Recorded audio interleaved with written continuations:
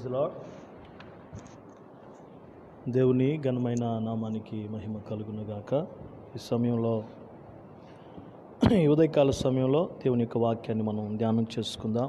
ఇప్పటి వరకు పాటలు పాడి దేవుని కీర్తించాం, ప్రభుని ఆరాధించాం.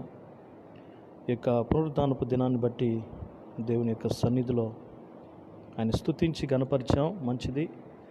ఈ యొక్క ఏప్రిల్ మాసం ఈ చివరి పునరుద్ధానపు ఆరాధన కూడికలోనికి మనము ప్రవేశించాం.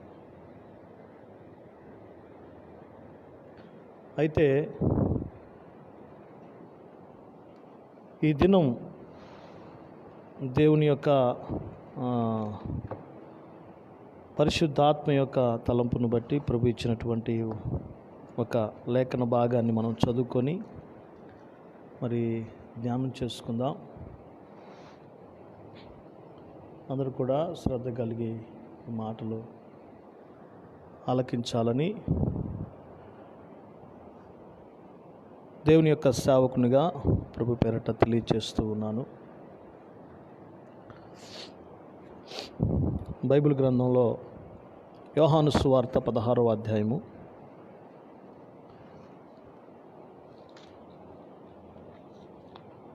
33వ వచనాన్ని ఒకసారి మనం చదువుకుందాం. యోహాను సువార్త చదువు 16వ అధ్యాయము 33వ వచనం. 33వ వచనాన్ని మనం ఒకసారి చదువుకుందాం. నా యందు మీకు సమాధానము కలుగునట్లు ఈ మాటలు మీతో చెప్పుచున్నాను. లోకంలో మీకు శ్రమ కలుగును, అయినను ధైర్యము తెచ్చుకొనుడి, నేను లోకమును జయించి ఉన్నాను.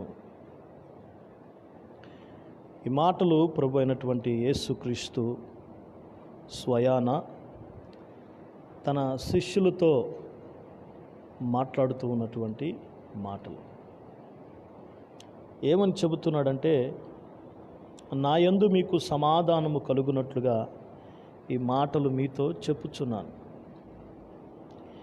యేసు క్రీస్తు యొక్క మాటలే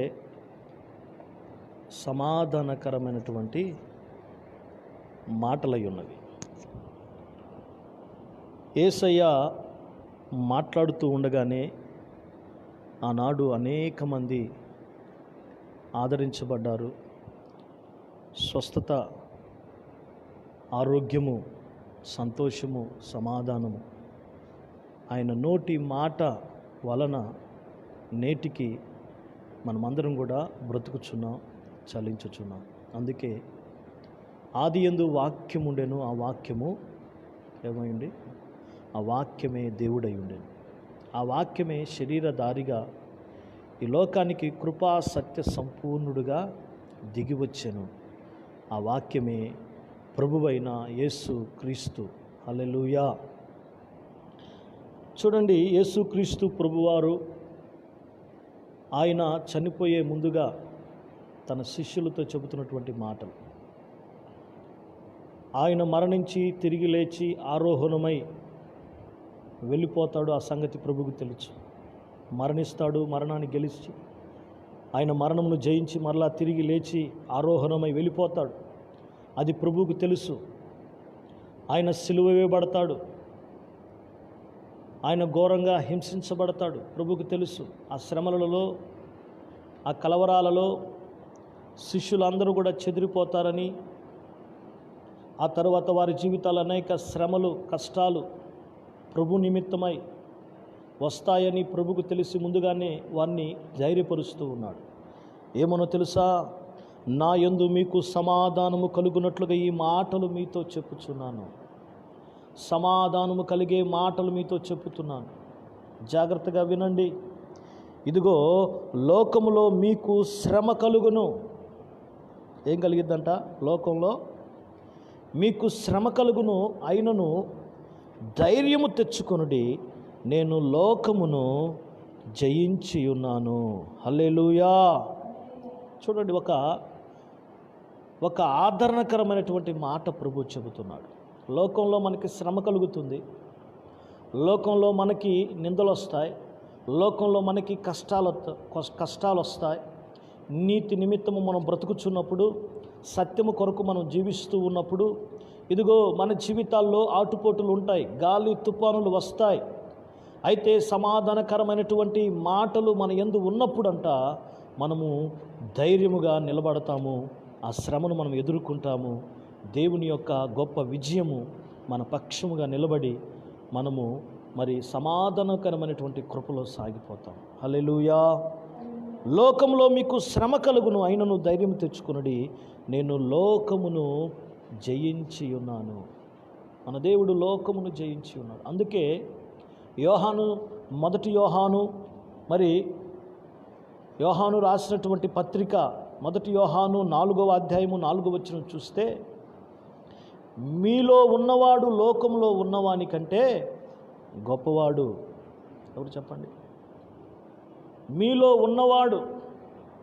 ఏ ప్రభువునైతే మనం నమ్ముకున్నామో, ఏ ప్రభువునైతే మన హృదయాల్లోనికి చేర్చుకున్నామో, విశ్వసించామో, నమ్మామో, ఆ నమ్మకంతో ఆ విశ్వాసంతో బ్రతుకుచున్నామో, ఆ దేవుడు మనతో చెబుతున్నటువంటి ఒక చక్కని మాట ఏంటో తెలుసా? లోకంలో ఉన్నవాడి కంటే మనలో ఉన్నటువంటి దేవుడు ఎటువంటి దేవుడు అంటే ఆయన గొప్ప దేవుడు. ఆయన చాలా గొప్ప దేవుడని దేవుని లేఖనం సెలవిస్తూ ఉంది. అయితే లోకంలో మీకు శ్రమ కలుగుతుంది, ఆయనను ధైర్యం తెచ్చుకుని నేను లోకాన్ని జయించి ఉన్నానని దేవుడు మనకి తెలియచేస్తూ ఉన్నాడు. హల్లెలూయా. అయితే చాలామంది ఈరోజు ధైర్యాన్ని విడిచి, విశ్వాసాన్ని విడిచి కృంగిపోతూ ఉన్నారు, భయపడిపోతున్నారు, చింతాక్రాంతులైపోతున్నారు. ఎంతో దుఃఖముతో, వేదనతోటి ఈ లోకంలో ఉన్నటువంటి పరిస్థితులను బట్టి వారు మరి దిగులు చెందుతూ ఉన్నారు. అయితే దేవుని వాక్యం సెలవిస్తూ ఉంది.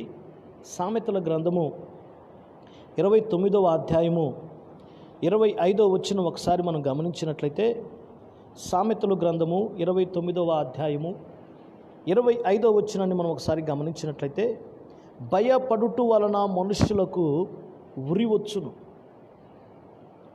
ప్రభువు అంటున్నాడు, సమాధానకరమైనటువంటి మాటలు తెలియచేస్తూ ఉన్నాను.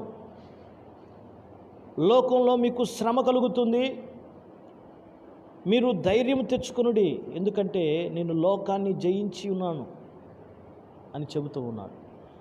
అయితే భయపడటం వలన మనలోకి వచ్చేది ఏంటంటే, మనము కృంగిపోతాం, చేతగాని వారం అయిపోతాం, కలవరాల్లోకి వెళ్ళిపోతాం, కన్నీటిలోకి వెళ్ళిపోతాం.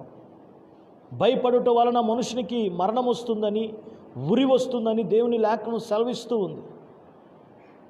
అయితే ఆ కింద మనం చదివినట్లయితే 2వ భాగంలో, యెహోవా యందు నమ్మిక ఉంచువాడు సురక్షితముగా ఉంటాడు. భయపడటం వల్ల మనం కృంగిపోతాం, భయపడటం వల్ల మనుషునికి ఉరి వస్తుంది. ఇటీవల నేను ఒక న్యూస్ విన్నాను. ఒక యవనస్తుడికి మరి జలుబు, దగ్గు, కొంచెం జ్వరంగా ఉంటే ఆ యవనస్తుడు భయపడిపోయాడంట.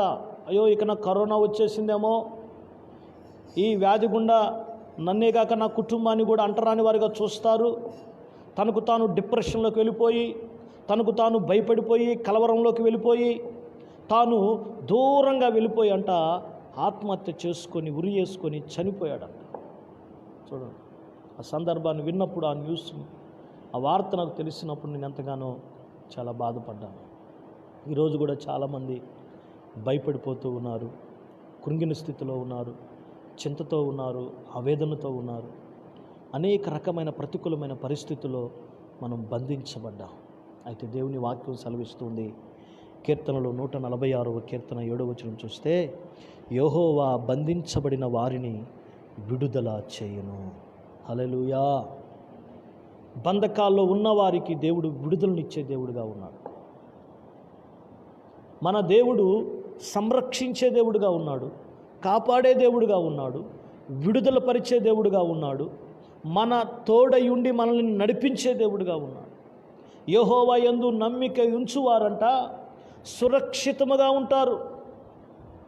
భయపడుట వలన మనుషునికి ఉరి వస్తుంది. భయపడితే ఆ భయం మనల్ని కలవరాల్లోకి నెట్టివేస్తుంది.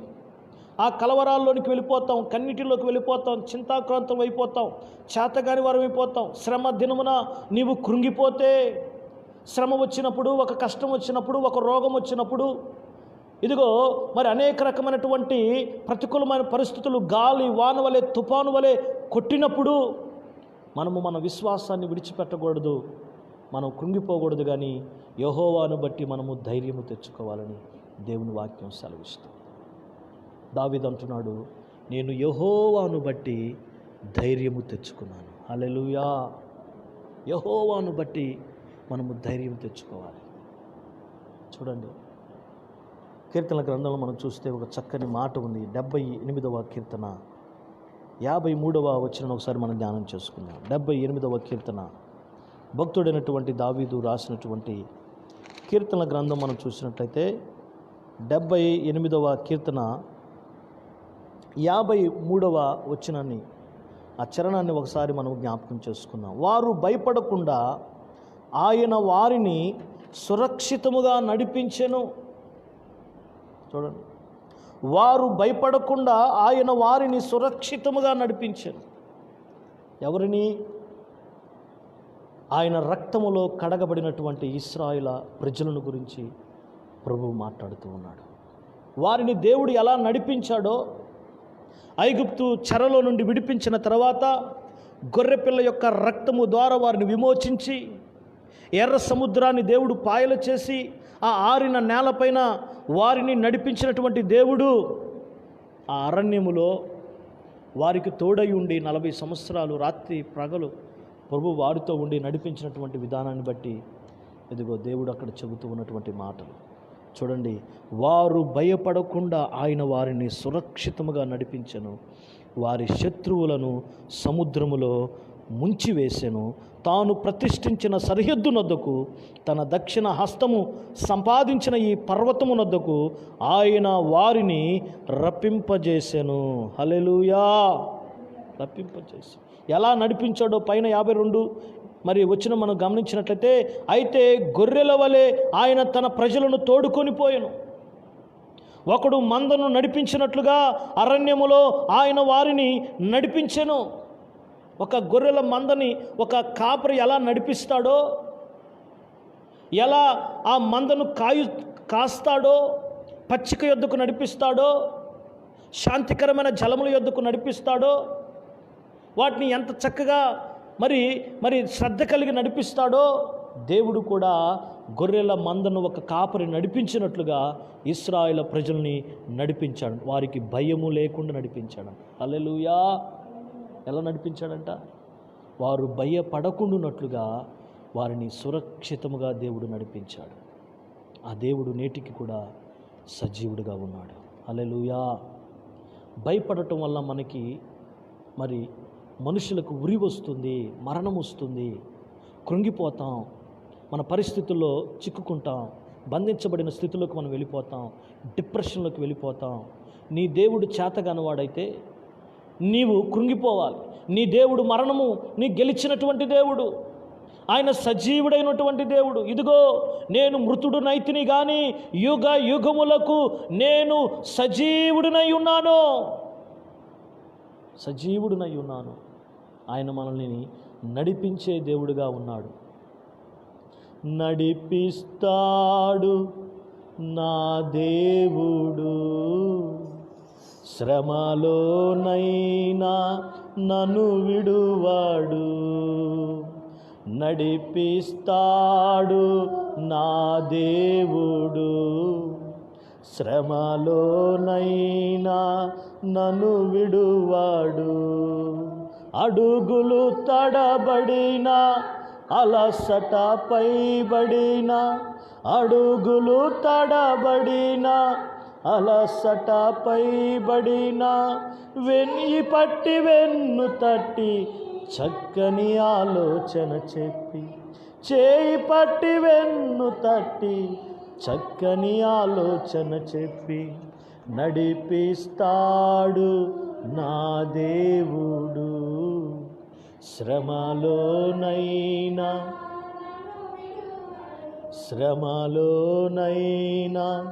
నన్ను విడువాడు. మన దేవుడు నడిపించే దేవుడని. శ్రమలోనైనను, బాధల్లోనైనను, కష్టాల్లోనైనను, ఇరుకులోనైనా, ఇబ్బందిలోనైనను ప్రభు మనల్ని నడిపిస్తాడు. అయితే మనము ఆయన నడిపింపుకి అప్పగించుకోవాలి. ఆయనను మనం నమ్మాలి, విశ్వసించాలి. దేవుడు ఆయన ఇచ్చినటువంటి వాగ్దానాలను మనం ఎప్పుడైతే నమ్ముతామో, విశ్వసించుతామో, అప్పుడే ఆయన కృపని, ఆయన కనికరాన్ని, ఆయన కార్యాలను మనం చూడగలుగుతాం. ప్రభు చెబుతున్నటువంటి మాట ఏంటి? ఇదిగో నా యందు మీకు సమాధానము కలుగునట్లుగా ఈ మాటలు మీతో చెబుతున్నాను. ఆ మాటలు మనం నమ్మినప్పుడే ఆ సమాధానాన్ని మనం పొందుకుంటాం. నా యందు మీకు సమాధానము కలుగునట్లుగా. సమాధానం ఎవరికి కావాలి? శాంతి ఎవరికి కావాలి? సంతోషం ఎవరికి కావాలి? ఆశీర్వాదం ఎవరికి కావాలి? మేలు ఎవరికి కావాలి? చెప్పండి. సమాధానం లేని వాడికి సంతోషం కావాలి. దుఃఖంలో ఉన్నవాడికి, బాధల్లో ఉన్నవాడికి నెమ్మది కావాలి. బంధించబడిన వారికి విడుదల కావాలి. దాహంతో ఉన్నవారికి మరి నీరు కావాలి. ఆకలితో ఉన్నవాడికి భోజనం కావాలి. దేవుడు అంటున్నాడు, నా యందు మీకు సమాధానం కలుగునట్లుగా నేను ఈ మాటలు మీతో చెబుతున్నాను. ఈ ఉదయకాల సమయంలో వాక్యం వింటున్నటువంటి నా ప్రియ దేవుని బిడ్డ, నా ప్రియ చెల్లి, తమ్ముడా, నా ప్రియ సహోదరి, సహోదరుడా, మనము చివరి దినాల్లో ఉన్నాం. జ్ఞాపకం చేసుకోండి. కడవరి తెగులు, ఈ కడవరి శ్రమల కాలంలో మనం ఉన్నాం. వేదనలు ప్రారంభమైనటువంటి దినాల్లో మనం ఉన్నాం. కాబట్టి దేవుడు అంటూ ఉన్నాడు, నా యందు విశ్వాసం ఉంచువాడు కలవరపడడు. నీ యొక్క విశ్వాసము దేవుని యొక్క వాక్యాన్ని ఆధారము చేసుకొని, దేవుడి పైన ఆనుకొని మన విశ్వాసం ముడిపడితే మనం ఏ ప్రతికూలమైన పరిస్థితుల్లో మనం ఉన్నప్పటికీ కూడా ఏమాత్రం కూడా మనం భయపడం. ఎందుకంటే ఆయన మనకు పిరికి ఆత్మని ఇవ్వలేదు, కానీ దత్తపుత్ర ఆత్మ, పరిశుద్ధ ఆత్మ ఇదిగో మరి దేవుడు మనకు ఇచ్చి ఉన్నాడు. ఆ ఆత్మను మనం పొంది ఉన్నాం కనుక ఇదిగో ఆయనకు మనము సాక్షులమై బ్రతకాలని దేవుని వాక్యం సెలవిస్తుంది. ఇదిగో నా వాగ్దానము కొరకు మీరు కనిపెట్టుకొని ఉండండి, పరిశుద్ధాత్మ శక్తిని మీ మీద కుమ్మరిస్తాను. ఇదిగో నా కొరకు మీరు మరి సాక్షులై యెరూషలేములోను, యూదయ సమరయ పట్టణములోను, ఇంకెక్కడ భూదిగంతముల వరకు నాకు సాక్షులై ఉంటారు. దేవుని మహిమ కొరకు మనం జీవించాలని దేవుడు మనల్ని ఏర్పరచుకున్నాడు. నా ప్రియ దేవుని బిడ్డలారా, దేవుని మహిమ ఎప్పుడు వెదజల్లబడిద్దంటే నీవు ఆయన యందు విశ్వాసం ఉంచి నడిచినప్పుడు, మాట్లాడినప్పుడు, విశ్వాసరహితమైన ప్రార్థన, ఆత్మీయ జీవితం నీలో ఉన్నప్పుడు, ఈ ప్రతికూలమైన పరిస్థితుల్లో దేవుని గొప్ప కార్యాలను చూడగలుగుతావు. నా యందు మీకు సమాధానం కలుగునట్టుగా నేను మీకు ఈ మాటలు చెబుతున్నాను. ఈ మాటలు వినటం వల్ల మన జీవితాల్లో సమాధానం పొందుకోం. ఈ మాటలు మన హృదయంలో పట్టుకోవాలి. విశ్వాసంతో ఆ మాటలు మనం అంగీకరించాలి. లోకంలో మీకు శ్రమ కలుగుతుంది. ప్రభు ముందే చెప్పాడు, లోకంలో శ్రమ కలుగుతాయి, లోకంలో వేదనలు వస్తాయి, శ్రమలు వస్తాయి, కష్టాలు వస్తాయి, వ్యాధులు వస్తాయి, రోగాలు వస్తాయి, ప్రతికూలమైన పరిస్థితులు మనకు ఎదురవుతాయి. అయితే ప్రభు అంటున్నాడు, నీవు భయపడక ధైర్యంగా ఉండు. నా యందు విశ్వాసం ఉంచు, నా యందు నమ్మిక ఉంచు. ఎందుకంటే నేను లోకాన్ని జయించి ఉన్నాను. నీ దేవుడు విజయశీలుడు. హల్లెలూయా. ఆయన జయశీలుడు. మరణం పైన అధికారం కలిగినటువంటి దేవుడు, సృష్టి పైన అధికారం కలిగినటువంటి దేవుడు, ఏ పాపము లేని పరిశుద్ధత కలిగినటువంటి దేవుడు. ఆయన యొక్క నోటి మాటలో శక్తి ఉన్నది. ఆ సమాధానకరమైన కృప మనం పొందుకోవాలి అంటే ఇదిగో ఈ లోకంలో మనం కలిగే ఈ శ్రమల వలయములో, ఈ ప్రతికూలమైన పరిస్థితుల్లో మన నావ గాలులకు కొట్టుకొని పోతున్నప్పటికీ కూడా దేవుని యందు మనం విశ్వాసం ఉంచి నమ్మిక ఉంచితే ఆయన కృపను, ఆయన కనికరమును, ఆయన గొప్ప కార్యాలు చూస్తాం. ప్రభు ఒకసారి ఆయన పడవలో శిష్యులతో కలిసి ప్రయాణమై వెళుతూ ఉన్నాడు. ఆయన పడవ అడుగు భాగాన నిద్రిస్తూ ఉన్నాడు. రెస్ట్ తీసుకొని పడుకున్నాడు, నిద్రిస్తూ ఉన్నాడు, విశ్రాంతిలో ఉన్నాడు. అయితే ఆ పడవలో శిష్యులందరూ కూడా మాట్లాడుకుంటూ ఉన్నారు. పడవ సముద్రంలో సాగిపోతూ ఉంది. సడన్గా సృష్టి, ఆ వాతావరణం మారిపోయింది. ఇదిగో గాలి తుఫాన్లు చెలరేగాయి. అలల చేత ఆ పడవ మరి కొట్టుకుంటుంది, అటు ఇటు కొట్టుకుంటూ ఉంది. ఆ భయంకరమైనటువంటి ఆ గాలులు, ఆ భయంకరమైనటువంటి ఆ అలలు మరి ఆ నీరు ప్రవాహం పడుతూ ఉండగానే శిష్యులందరికీ కూడా భయం వచ్చేసింది. భయపడిపోతూ ఉన్నారు వాళ్ళందరూ కూడా. అయ్యో ఇంకేమై ఉంది, పడవ మునిగిపోయింది, మనం చనిపోతాం, ఇక మన బ్రతుకులు ఇక ఇంతటితో అయిపోయాయి, ముగించబడ్డాయి అన్నట్టుగా వారు మరి భయంలోనికి వెళ్ళిపోయి, కలవరాల్లోకి వెళ్ళిపోయి, వెంటనే అడుగు బాగాన మరి నిద్రిస్తున్నటువంటి యేసుక్రీస్తుని వారు లేపుతున్నారు. యేసయ్య లే లే, మేము నశించిపోవటం నీకు ఇష్టమా? నీకు చింత లేదా? నువ్వు ప్రశాంతంగా పడుకున్నావు అని అంటావు. యేసుక్రీస్తు ప్రభువారు లేచి ఆ గాలి వైపు, ఆ సముద్రం వైపు చూసి ఆ గాలిని ఆయన గద్దించాడు. హల్లెలూయా. ఆయన ఆ సముద్రపు అలలను నిమ్మలం కమ్మని గద్దించినప్పుడు అంట ఆ సముద్రపు ఘోష అంతా అణిగిపోయింది. నిమ్మలముగా ప్రశాంతమైనటువంటి వాతావరణంకు వచ్చేసింది. హల్లెలూయా. అప్పుడు వారందరూ అనుకున్నారంట, ఈయన ఎవరో. అప్పుడు దాకా వారు యేసుక్రీస్తు పైన అవగాహన కలిగలేరు, కానీ వెంటనే ఆ కార్యము చూసిన వెంటనే వారు అంటున్నారు, ఈయన ఎవరో, సృష్టి కూడా ఈయన అధికారమునకు లోబడుతూ ఉంది. అవును నా ప్రియ దేవుని బిడ్డలారా, యేసుక్రీస్తు ప్రభువు ఈ సృష్టికి కర్త అయి ఉన్నాడు. యేసుక్రీస్తు ప్రభువు ఆయన గొప్ప దేవుడై ఉన్నాడు. ఆయన అధికారం కలిగిన దేవుడై ఉన్నాడు. మరణాన్ని జయించినటువంటి జయశీలుడై ఉన్నాడు. ఆయన ఎవరి పక్షంగా ఉంటే వారి జీవితాల్లో విజయము, వారి జీవితాల్లో సమాధానము, వారి జీవితాల్లో కృపను పొందుకుంటారు. అందుకే దావీదు అంటాడు, నేను నిత్యము కూడా యెహోవా కృపయందు నమ్మిక ఉంచి ఉన్నాను, నేను నమ్మిక ఉంచి ఉన్నాను అంటున్నాడు. ఎందుకంటున్నాడు ఆ మాట అంటే, దావీదు తన చిన్నతనములోనే దేవుని యొక్క గొప్ప విజయాన్ని చూచినటువంటి వాడు. గొల్యాతు ఇశ్రాయేలు ప్రజల మీదకి వచ్చి 40 దినాలు సవాలు చేస్తూ ఉంటే సౌలు రాజు భయపడిపోయి గుడారాల్లో దాక్కున్నాడు. యుద్ధ నైపుణ్యత కలిగినటువంటి గొప్ప గొప్ప వీరులు, శూరులు కూడా గుడారాల్లోకి, డేరాల్లోకి వెళ్ళిపోయి భయభీతులతోటి వణికిపోతూ ఉన్నప్పుడు ఆ యొక్క యుద్ధ భూమిలోనికి దావీదు వచ్చాడు. తన తండ్రి గారు తన అన్నదమ్ములకి మరి ఆహారం తీసుకుని వెళ్ళమన్నప్పుడు ఆ గొర్రెల మందలను ఒక కాపరికి అప్పగించి, ఇదిగో తన యొక్క తండ్రి మాటకు విధేయత చూపించి తన అన్నలు యుద్ధభూమిలో ఉన్నారని చెప్పి వారి కొరకు ఎంతో ప్రయాసపడి ఆహారాలు, ఆ భోజనాన్ని తీసుకుని వచ్చాడు. వారందరూ కూడా గుడారాల్లో భయభీతులైపోతూ ఉన్నప్పుడు ఇదిగో దావీదు తన నోటిలో నుంచి ఒక గొప్ప ధైర్యముతోటి మరి విశ్వాసముతోటి పలుకుతున్న మాట ఏంటో తెలుసా? జీవము కలిగినటువంటి దేవుని సైన్యమును తిరస్కరించుటకు ఈ సున్నతి లేని ఈ ఫిలిష్తీయుడు ఎంతటి వాడో చూడండి. లేత ప్రాయంలో ఉన్నటువంటి దావీదు తన నోటిలో నుండి వస్తున్నటువంటి అద్భుతమైనటువంటి మాట చూడండి. మన బలాన్ని బట్టి దేవుడు కార్యం చేయడండి. మన ధనాన్ని బట్టో, మనకున్నటువంటి మరి బలగాన్ని బట్టో దేవుడు మన వెలుపటి మరి అలంకరణ బట్టి దేవుడు కార్యం చేయడు, కానీ మన హృదయంలో ఆయనపై ఉన్నటువంటి విశ్వాసాన్ని బట్టే మనం గొప్ప విజయములోనికి ముందుకు వెళ్తాం. దావీదు చిన్నవాడు, లేత ప్రాయంగా ఉన్నాడు, బాలుడుగా ఉన్నాడు. కానీ అతను అంటున్న మాట ఏంటో తెలుసా? ఈ సున్నతి లేని ఫిలిష్తీయుడు, ఈ శరీర సంబంధి, లోక సంబంధి, వీడొక అపవిత్రుడు, వీడు జీవము కలిగినటువంటి దేవుని సైన్యాన్ని తిరస్కరించుటకు వీడంతటి వాడు. నేను నా దేవుని పక్షముగా నేను వెళ్తాను వాడితో యుద్ధానికి అన్నాడు. సౌలు భయపడిపోతున్నాడు, యుద్ధ నైపుణ్యత కలిగిన వారు భయపడిపోయారు, కానీ దావీదు భయపడలేదు. కారణం ఏంటో తెలుసా?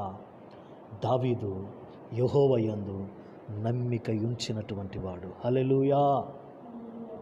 యెహోవా యందు నమ్మిక ఉంచినప్పుడు వారిని దేవుడు సురక్షితముగా కాపాడతాడు. ఒక గొర్రెల మందను నడిపించినట్లుగా నడిపిస్తాడు. ఆయన వారికి విజయాన్ని ఇస్తాడు, వర్ధిల్ల చేస్తాడు. వారి జీవితాల్లో నూతనమైనటువంటి కృపలోనికి వారు వెళ్తాడు. గొప్ప విజయాలను వారు సొంతం చేసుకుంటారు.